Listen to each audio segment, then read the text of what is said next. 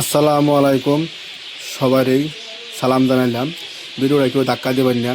আমি আন্নাগর দর্শকের তাই একটা বিচার জানাইবার চাই। এই যে ভিডিওটি কথা আছে দেখছুন, কেউ আবার খারাপ পাই না যে সোশ্যাল মিডিয়ার মধ্যে এই ইফতার দিউন লাগে না, গরিব মানুষের মানে দেখলে খুবই একটা আত্মায় মানে টানে আর কি। কিন্তু এই বলে আমি দিছি না।